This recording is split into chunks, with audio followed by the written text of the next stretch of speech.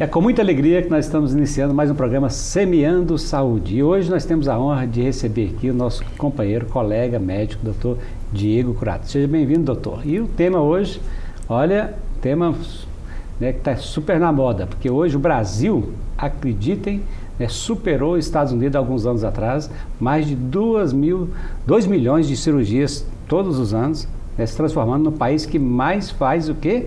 Cirurgia plástica do mundo, acreditem.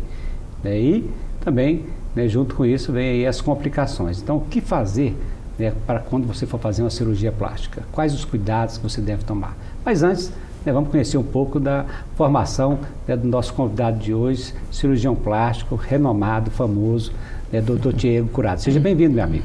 Obrigado, doutor Jorge. É um prazer estar aqui com você, aceitar esse convite para esclarecer a população sobre cirurgia plástica. Eu sou Diego Curato, sou daqui de Goiânia, A gente teve formação de cirurgia plástica completa. Depois fui para fora do país, fui para Dallas fazer um fellowship em cirurgia facial.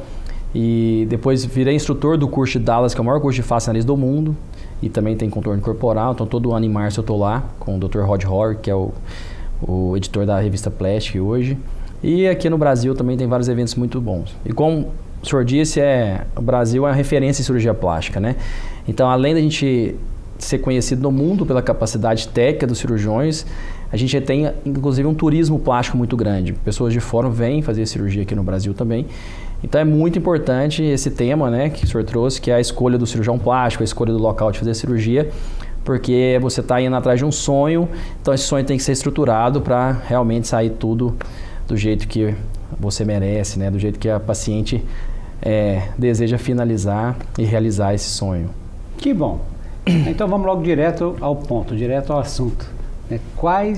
Você resolveu fazer uma cirurgia plástica, Então quais os primeiros passos? O que a paciente deve fazer primeiro para poder aí tornar o seu sonho realidade? Porque a gente vê muitos fatos, muitas notícias na mídia, que você olha e fala assim, nossa, mas ela nem precisava fazer cirurgia plástica e infelizmente teve uma complicação e veio a óbito, morreu durante a cirurgia. Sim. Infelizmente tem ocorrido muito as complicações, Então, para iniciar, doutor, o que fazer? Quais são os primeiros passos?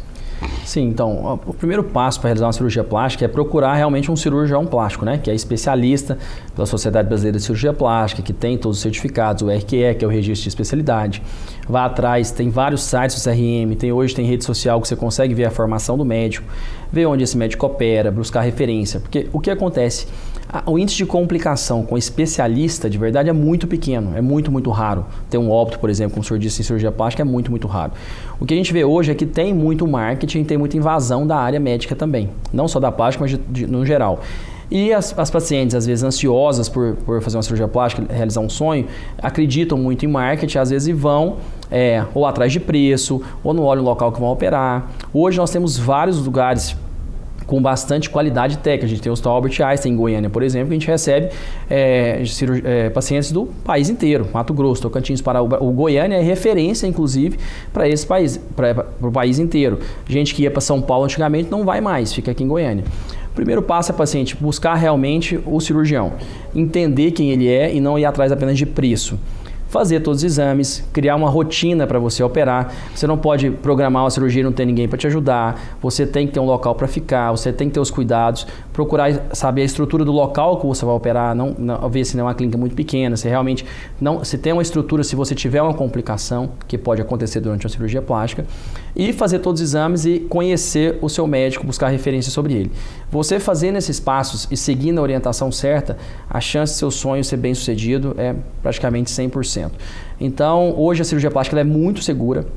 No Hospital Albert Einstein a gente tem vários procedimentos de segurança, como checklist, todos os exames pré-operatórios, BIS, que é ver a monitorização cerebral, anestesista dentro da sala o tempo todo, um anestesista por cirurgia, consulta pré-anestésica. Então, você tem que ter uma rotina muito bem estabelecida para realmente você fazer a coisa certa. Não fazer muito rápido, sem exame, correndo atrás de um sonho, sem olhar o que tem por trás do cenário, Você tem que ter consciente que é uma cirurgia estética, mas é uma cirurgia que ela traz muitos benefícios, mas também tem um risco que tem que ser levado a sério na hora da escolha do profissional e do local que você vai executar. Olha, então, vamos lá. O primeiro passo é procurar um bom profissional ou seja, realmente se certificar, né, de que esse profissional ele é especialista, né, na área, né, um bom lugar para poder estar operando e fazer logo uma consulta, né, para poder ver quais são as expectativas e o que pode ser feito, né, doutor? Mas hoje, quais são as principais, né, complicações que podem ocorrer, né, na cirurgia plástica? Dentro da consulta médica, por exemplo, o primeiro passo é a consulta médica, né? Se o seu médico, ele realmente for uma pessoa séria, ele não vai te indicar uma cirurgia sem que você precise, ou se você não estiver no peso ideal. Então, você tem que estar com a qualidade de saúde boa, você tem que estar no peso ideal, o médico tem que entender se a sua expectativa ela é real, você está além da expectativa. Não adianta você querer fazer uma lipoescultura para emagrecer, que não é para isso, é para você ter contorno corporal. Então, tudo isso você vai sentir na primeira consulta. E hoje a gente procura ver o paciente pelo menos 3 vezes antes da cirurgia. Por quê? Porque a gente vai ver o paciente na primeira consulta, conversar sobre o que ele deseja, quais os anseios e examinar esse paciente. Pede exame, o paciente volta novamente e antes da cirurgia a gente vê esse paciente novamente para a gente tirar todas as dúvidas e ver se o paciente está numa condição ideal para a cirurgia. Complicações de cirurgia a gente divide, né, em complicações grandes e complicações menores. Complicações menores, como abrir um ponto, uma cicatriz ruim, alguma coisa nesse sentido, são mais frequentes dependendo do pós-operatório do paciente, se ela teve um cuidado ou não. Complicações maiores, como tromboembolismo pulmonar, óbito, hematomas, já são complicações mais difíceis de acontecer, desde que você tenha a indicação correta para a cirurgia. Que a gente vê essas complicações mais fatais, geralmente é como o que eu falo para os pacientes, isso aí é como um avião cair, não é por um motivo apenas. Geralmente você tem que ter um checklist inteiro de tudo que está funcionando, tem que estar revisado, tem que estar em dia, tem que estar atualizado, o local que você vai voar, o clima. Então, quando tem uma fatalidade, geralmente não foi só uma coisa errada, geralmente ou é uma cirurgia muito grande, ou é uma paciente que está acima do peso, ou é uma cirurgia que foi mal indicada e algumas catástrofes que pode acontecer com problemas de pacientes que têm alguma condição genética, que hoje a gente já estuda isso no pré-operatório. E em jovens, quando você vê alguma coisa em jovens, hoje o que a gente vê é uso de drogas antes da cirurgia, que não foi contado ao médico, o paciente que não fez um pós-operatório ou um pré-operatório direito, pacientes que fazem muita reposição hormonal, que hoje é um problema no cenário da cirurgia plástica, de todas as cirurgias, que hoje a gente faz um filtro muito grande para a gente consultar esse paciente antes, suspender todas as medicações, como uso de drogas, êxtase, essas coisas de jovens usam mais, até cocaína. Tudo isso tem que ser perguntado para o paciente. Para quê? Para você ter o nível de segurança muito alto. Então a gente vai fazendo checklist por etapas e só vai operar se tiver tudo 100% ok. Então tem que ser muito transparente com o seu médico de tudo que você faz, porque é a segurança da sua cirurgia que está em jogo. Se o médico também não souber o que o paciente anda fazendo, também não tem como evitar alguma complicação. Mas resumindo, o índice de complicação grandes, fatais, são muito, muito raros, desde que você faça todo esse checklist e esse plano de voo, né, da cirurgia seja 100% ok. Dentro dessas complicações também temos aí a sepsis, infecção, né? Temos as cicatrizações, principalmente a queloide, né? Que é a cicatrização hipertrófica. Quais os cuidados que a paciente, né, tem que ter para poder evitar ao máximo isso? E depois que ela teve essa cicatriz, essa queloide, o que ela pode fazer para poder, né, melhorar isso? Jorge, então, a sepsis, a infecção, é muito rara na cirurgia plástica porque é uma cirurgia limpa, né? Então, geralmente a gente opera o paciente ígio e em condições limpas. Então, é muito difícil ter alguma complicação nesse sentido. E quando tem, o que você tem que ter é ter feito uma escolha de um médico, realmente uma equipe que vai te dar o cuidado para te tratar as complicações. É o que a gente fala, que pode acontecer também. Às vezes um corpo estranho, silicone. É muito difícil chegar num quadro de sepse se você foi bem assistido, porque se começa um pequeno foco de infecção, a gente já vai ser agressivo no tratamento dessa infecção. Queloide, cicatriz inestética, pode acontecer com qualquer pessoa. A linguagem nossa no consultório é que a gente vai usar tudo que tem de melhor hoje para a sua cicatrização, que seria cola, fio farpado, os melhores fios como PDS, a qualidade do material vai ser a melhor, cola cirúrgica e os curativos. O que a gente não consegue controlar? O repouso do paciente, que a gente não consegue controlar, e a genética do paciente. Então a gente busca histórico, se esse paciente, por exemplo, queloide, o principal lugar que dá é na orelha. Então a gente vê se esse paciente já tem a orelha furada, se ele já tem uma cicatriz ruim ali. Se ele já tiver, a gente já faz uma antecipação dessa cicatriz. Então a gente já faz uma radioterapia, já uma aplicação de corticoide. Agora, se for uma coisa inesperada, a cirurgia tinha tudo para ter uma cicatrização boa e ter uma cicatrização ruim, aí tem vários tratamentos para a gente tentar melhorar. Desde a ressecção e fazer uma nova cicatriz, que seria o mais definitivo, ou tratamento com laser, com pomadas de silicone, fitas de silicone, e vamos acompanhar esse paciente. Geralmente a cicatrização ela começa realmente a ficar melhor a partir de 1 ano. Então, se até 1 ano os tratamentos efetivos que você tentou, como o laser, isso que eu acabei de falar, não der certo, a gente parte para uma ressecção e refazer essa cicatriz. E isso tem dado bom resultado?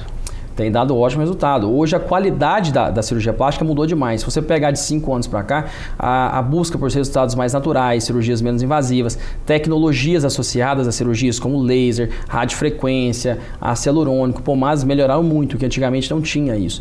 Então a gente vê que isso melhorou demais os resultados do médico que está constantemente atualizado e tem uma estrutura de cirurgia boa. A gente vê que os resultados realmente tem deixado as pacientes bem gratas, né? E tem sido gratificantes para a gente porque a gente tem acompanhado a evolução da cirurgia plástica em todos os quesitos, tanto em segurança, quanto em cicatrização, quanto em qualidade cirúrgica e de resultados naturais. Quando se fala em complicação, né, a complicação que mais leva à morte, ao óbito, ainda continua sendo a embolia pulmonar. Sim, a complicação mais fatal que tem na cirurgia plástica, teoricamente, é a embolia pulmonar. Porque, como eu te falei, a gente pega esse paciente ígio e a embolia é uma coisa que pode acontecer de acordo com as qualidades desse paciente, qualidades físicas desse paciente. Mas hoje também tem diminuído bastante pelo nível de científico que a gente tem usado no pré-operatório e de qualidade cirúrgica. É claro que, como eu estou te falando, isso depende muito do filtro que cada médico usa. Mas na nossa clínica, por exemplo, a gente só opera com IMC correto, não opera paciente acima do peso, busca histórico desse paciente. Então, complicação fatal geralmente vem por tromboembolismo pulmonar, na maioria das vezes. Por erro médico mesmo é muito difícil acontecer. Nós estamos aqui hoje discutindo um tema que tem levado aí muitas mulheres, até homens, a procurar, né, o especialista.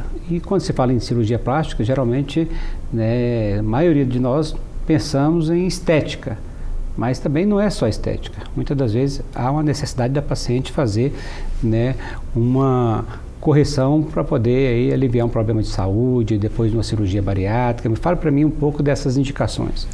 Sim, na verdade a cirurgia plástica hoje, a gente definição de saúde é o bem-estar físico, psíquico e social.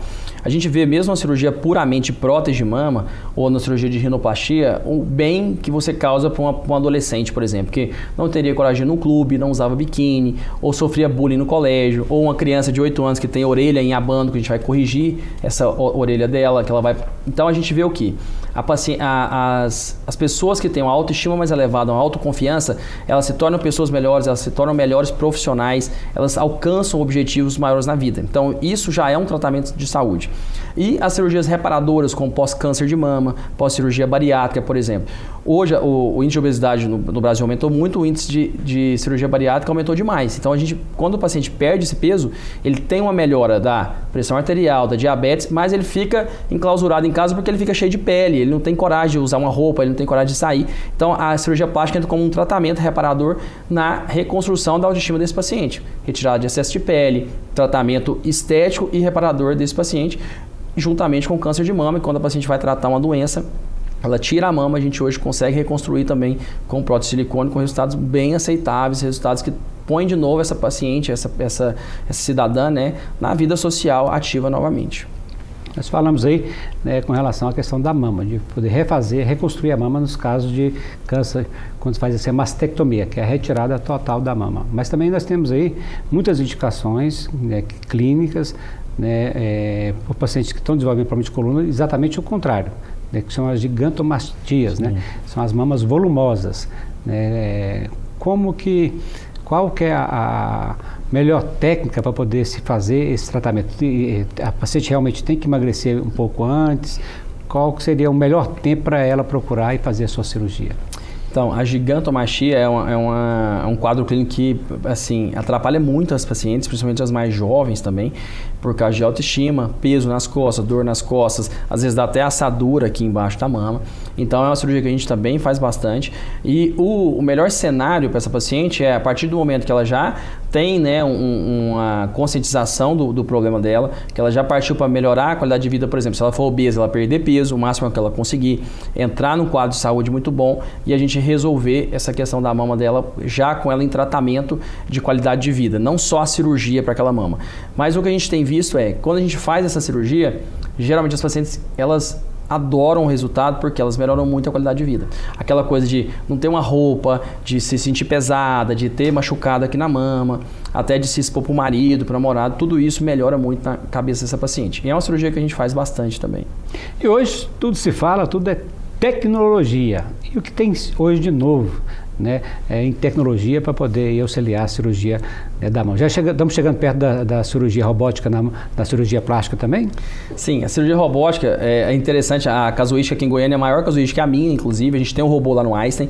Hoje a gente tem feito muito tratamento da cirurgia robótica da diástase abdominal. Então a paciente tem filho, ela fica com aquela abertura muscular e às vezes ela não tem excesso de pele. A gente faz junto com a equipe, nossa equipe da Gastro, que é com o Dr. Leonardo Emílio, a gente faz a cirurgia robótica da diástase e vem e faz a cirurgia plástica por cima. Ou seja, o tratamento da pele, com a lipoescultura, com tudo isso. Em tecnologia de segurança tem muita coisa que mudou. Por exemplo, lá no hospital a gente tem o que eu te falei, o BIS, que mede a monitorização cerebral. Então a gente vê essa paciente, o quadro de consciência da paciente o tempo todo para não fazer muita anestesia nem pouca anestesia. A gente tem o Ranger, que é para aquecimento de soro para o paciente não sentir frio pós-cirurgia, que antigamente era uma queixa, né? Tem manta térmica superficial, profunda, termômetro esofágico. Então muita tecnologia associada para segurança e para qualidade de estética também. Hoje a gente tem radiofrequência, como sem conflito de interesse, vou falar o nome, que é o Morpheus 8, que é uma radiofrequência invasiva que a gente faz para tratamento de pele, junto com o lifting facial, para estímulo de colágeno no glúteo, laser, bastantes lasers no mercado, pomadas para cicatrização. Então, se você pega há 15, 20 anos atrás, a cirurgia plástica era apenas corte e costura, a gente fala, não tinha nada associado. Hoje já mudou muito, o mercado dermatológico já olhou muito para a cirurgia plástica, a gente tem associado bastante a tecnologia com a cirurgia plástica. Papo bom, né? Interessante. Eu acho que você ficou até mais animado agora e mais segura para poder fazer a sua cirurgia, não é verdade? Mas o nosso tempo, infelizmente, está acabando, né? Nós vamos ter que, sem dúvida, voltar a esse tema futuramente. Mas, doutor Diego Curado, muito obrigado pela oportunidade. Quais são as suas considerações finais? Eu que agradeço, foi um prazer estar aqui. Eu acho que esse tema é muito importante atualmente, porque a gente está tendo muita invasão da área médica, muito não especialista, até não médico e não especialista invadindo essa parte estética, e fica um apelo aos pacientes para realmente procurem, quando for realizar um sonho, procurem realmente referências do seu médico, vá atrás de referências de pacientes, vá atrás se esse médico realmente é um especialista. Trate o seu sonho com respeito, não fique muito de auê, né? Não vai na mídia, não vá atrás de muito modismo. Faça consciente, siga um pré-operatório, se planeje, tenha acompanhantes, você tem que se planejar para que tudo saia bem e você consiga realizar esse sonho, né? Que não reflete só em você, mas em todo mundo que cerca você, que é a sua família. Então eu queria te agradecer muito esse espaço e te dar os parabéns por trazer esse tema que está tão em alta, que é a segurança da cirurgia plástica atualmente. Obrigado, doutor Diego Curado, e nós ficamos por aqui, estamos encerrando mais um programa Semeando Saúde, porque nós entendemos que é com conhecimento que você pode fazer boas escolhas, né? Então que você realmente aí, pense bem, procure um médico apropriado, né? Realmente um especialista, se você resolver fazer essa cirurgia, né? Para que você aí tenha, né, a chance praticamente zero, né, de ter alguma complicação. E assim nós encerramos mais um programa Semeando Saúde. Até a próxima.